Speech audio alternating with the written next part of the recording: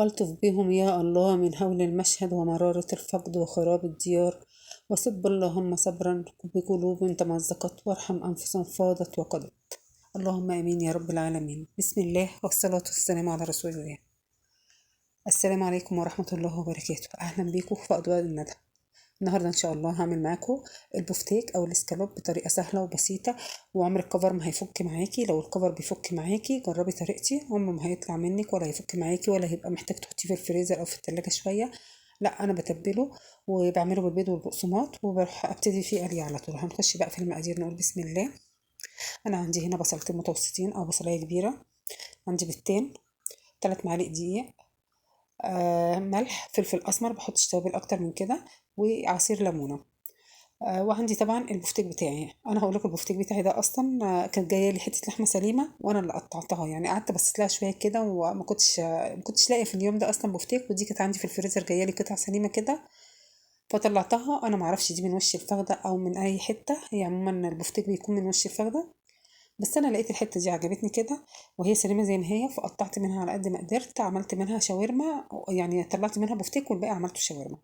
حطيت هنا بقى البصلتين بتوعي في الكبه، وحطيت عليهم الليمون، وحطيت عليهم الملح والفلفل. طبعا اي بصل على طول لازم تحطي عليه ملح وفلفل عشان ريحته وطعمه ما يغيروش. وحطيت نص معلقه سكر بس ما كانتش جت.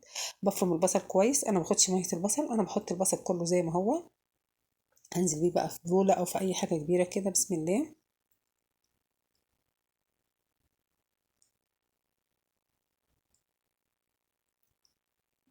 طريقة سهلة وبسيطة جدا، وزي ما قلت لكم كده، يعني الوقت اللي هركن البفتيك فيه اللي هو وهو متبل بس في البيض في البيض والتتبيلة بتاعته. انما انا اول ما بعمله بالبقسماط ببتدي اقلي على طول، والكفر زي ما بقول لكم كده هيطلع معاكم ماسك في البفتيك، مش عمره ما هيفك منه خالص. هكسر البيض. انا طبعا فترة الصيف دي كلها بحب اكسر البيض في بولة بره، عشان لو في واحدة بايظة ولا حاجة في الحر ما بوظش بقية المقادير معاكي. حطيت كده بقى في البولة البصل اللي عليه ملح وفلفل أسمر وعصير ليمونة كبيرة أو عصير ليمونتين لو مش كبيرة قوي، ونزلت عليهم بالبيضتين، وأحط عليهم معلقة خل صغيرة كمان. هقلب بس البيض كده وأدخله مع البصل والملح والفلفل. هنزل بمعلقة خل صغيرة. انا بحبش الخل كتير في الاكل، او بحبش الخل في الغسيل، الطيور والحاجات دي، بس هنا هيخلي انسجة اللحمة معاكي تنعم، فالبفتيك ما يشدش معاكي خالص. هنزل بعد كده بثلاث معالق دقيق. 3 معالق دقيق دول اللي هيخلوا البفتيك زي ما بنقول كده هيسمغ، فالبقسماط مش هيطلع معاكي خالص. الكفر او الطبقة الخارجية دي عمرها ما هتفك معاكي. امسح بس الرخامة بتاعتي. دايما حاولي تنضفي حواليكي اول باول كده.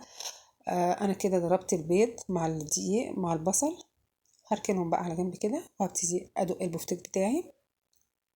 هو انا مقطعه رقيق وهوريه لكم برده، بس طبعا الحتت مش طالعه كبيره زي ما بنجيبها من عند الجزار، رقيق اهو زي ما انتم شايفين، بس انا برده هدق شويه.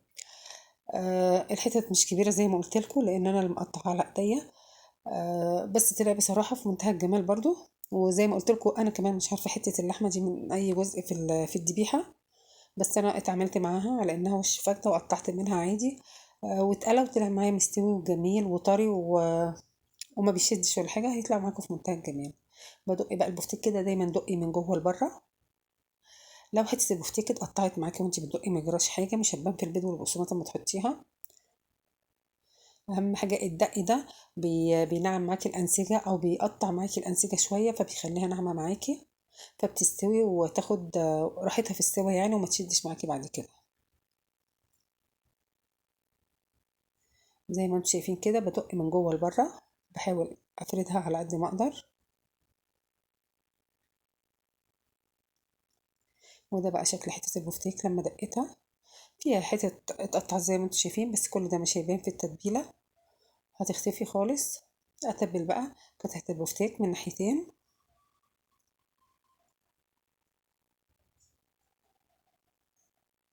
البفتيك هيشرب معايا من التتبيله دي، فلما هتحطيه في البقسماط البقسماط هيمسك في البفتيك فمش هيفك معاكي خالص. اهم حاجه ان تسيبيه في التتبيله دي حوالي ساعه او ساعتين، يعني اقل حاجه ساعه. برضو مش هقول لكم لازم وقت كبير، بس اقل حاجه ساعه او ساعتين. زي ما قلت لكم قطع البفتيك مش كبيره معايا لان انا مقطعاها. هعمل بقى البفتيك كله بنفس الطريقه، دول كان اخر قطعتين. دايما تدقي من جوه لبره زي ما قلت لك كده. وزي ما قلنا دايما واحنا واقفين في المطبخ، نسمي الله، نصلي على سيدنا محمد، نستغفر. ربنا بيبارك في الوقت معاكي ويبارك في الاكل اللي انت بتعمليه، وبيطلع والله طعمه احلى مما تتخيلي، بيطلع الاجمل والاجمل كمان. انا كده خلصت البفتيك، هقلب بقى بايدي بصراحه. لو انتوا لاحظتوا وانا بطلع البفتيك من الطبق كده وبقلبه، مسمخ شويه او ماسك في الطبق شويه، ده بسبب الدقيق. وده اللي هيخلي البقسماط بتاعي بعد كده يمسك في حته البفتيك يعني. خلصت كده بقى، هغطيه واحطه في التلاجة زي ما قلت لكم حوالي ساعة أو ساعتين. أكون عملت صلصة المكرونة، أكون عملت حبة سلطة، أي حاجة بقى حواليكي، تنضفي حواليكي، تغسلي الأطباق اللي انت استعملتيها. يعني ما بتحطوش كتير برضو في التلاجة. وتكوني حضرتي الحاجة اللي هتبتدي تقلي فيها. كده بعد ساعتين أنا طلعته من التلاجة. هركنه بقى. حابة طبعا تحطي البقسماط في طبق أو في سلطانية أو في صينية في أي حاجة، أوكي. أنا بحط بصراحة على كيس تلاجة، على أساس لما أخلص أرميها على طول، يبقى أنا كده ما وسختش طبق. بحاول على قد ما أقدر أقلل برضو من الأطباق والحاجات اللي هغسلها. هنزل بقى بالبقسماط. أنا بحب أستعمل البقسماط ده، حلو قوي تقريبا يعني. هو الوحيد النوع الوحيد اللي ما بيقرقش معاكي، ده ريتش باج. هحط عليه معلقتين نشا، والمعلقتين النشا دول ليهم ميزه بقى، يعني هما ليهم ميزتين مش ميزه واحده. اول ميزه ان بيخلي لون البفتيك يطلع معاكي فاتح شويه، لان اللحمه بتاعتك حمراء، مع التحمير لون الكفر بتاعها بيغمق. وتاني ميزه ان بيخلي في الكفر سنه قرمشه جميله جدا. ما بحطش اي تتبيله ولا اي توابل ولا اي حاجه خالص على البقسماط. انا كده كده اوريدي متبله البفتيك بتاعي، فمش محتاجه ملح ولا اي حاجه تانية على البقسماط بتاعي. وزي ما قلت لكم ودايما بقول، اللحوم معظمها ما بتحتاجش توابل كتير عشان طعمها يبان، الا بقى لو هتعملي اكله يعني تكون حابه للتوابل قوي. انما في اكلنا العادي، في سلق اللحمه، في البفتيك، في الحاجات دي، يعني انا بحاول اكتفي بالملح والفلفل بس. وفي معظم الاكل والله لما كل ما بتقللي التوابل كل ما طعم الاكل بيبان معاكي. هضغط بايدي كده زي ما انتم شايفين، اطلع البفتيك بايد، وهتبل بايد عشان ايديا ما يتلمش البقسماط حوالين صوابعي ويتكتل كده ويبقى شكل ايدك مش حلو. بطلع بايدي كده بسم الله زي ما انتم شايفين، وبتبل بالايد التانية. تفضل ايد بقى مبلوله اللي هي في البفتيك، والايد التانية تبقى ناشفه اللي هي في البقسماط. هعمل كده بقى حوالي نص البفتيك، وابتدي اولع الزيت بتاعي بعد كده. وانا بقلي بقى هكمل البفتيك ان شاء الله. اهم حاجه تضغطي عليه بايدك كده زي ما انت شايفه، اضغطي قوي، وبتنطريه نطره على اساس ان البقسماط الزياده اللي فيه ينزل، فالزيت بتاعك ما يتحرقش بسرعه، لان الزياده دي هتنزل في الزيت وهتحرق لك الزيت. زي ما انتم شايفين انا بفرد بس قطعه البفتيك كده، وببتدي احط عليها البقسماط واضغط عليها كده. ضغطه جامده. انا بس ضغطت حاجه بسيطه كده عشان لما اقلب البفتيك ايدي اقلب الحته دي، يعني ايدي ما تتوسخش وانا بمسكها. حطيت حبه بقسماط على الحرف بس. بعد كده بقى بكف ايدك كده او ببطن ايدك تضغطي قوي على قد ما تقدري، وبتنطريها نطره كده في الاخر، علشان البقسماط الزياده زي ما قلت لكم ينزل معاكي. زي ما انت شفتي كده. ولعت بقى على الزيت بتاعي. انا عايزه الزيت مش سخن قوي، الزيت يعني فوق المتوسط بشويه، والفرن والبوتاجاز بتاعي برضو درجه الحراره بتاعته ما تبقاش عاليه قوي. هقلب قبل ما تحمر، يا دوبك تاخد اللون الذهبي الفاتح، وابتدي اقلب على الوش التاني، علشان لو سبتيها لما تتحمر قوي، لما هتيجي تقلبي الناحيه التانية اللي فوق هتاخد شويه سوا كمان، فلونها هيبقى محروق معاكي. انما كده انت هتطلعيها اما قلبتيها كده على الوشين كمان مره، بتطلع معاكي اللون الذهبي ده الجميل دوت، ما بتغمقش معاكي.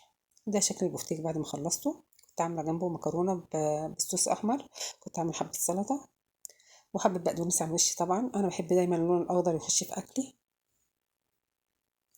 طريقه سهله وبسيطه وتكات بسيطه، بس خلت البفتيك فرق معاكي. لونه فاتح كده بسبب البقسماط، الكفر ما طلعش معاكي بسبب النشا قصدي، والكفر ما طلعش معاكي بسبب معلقتين دقيق اللي حطيتيهم او 3 معالق دقيق اللي حطيتيهم في التتبيله في الاول.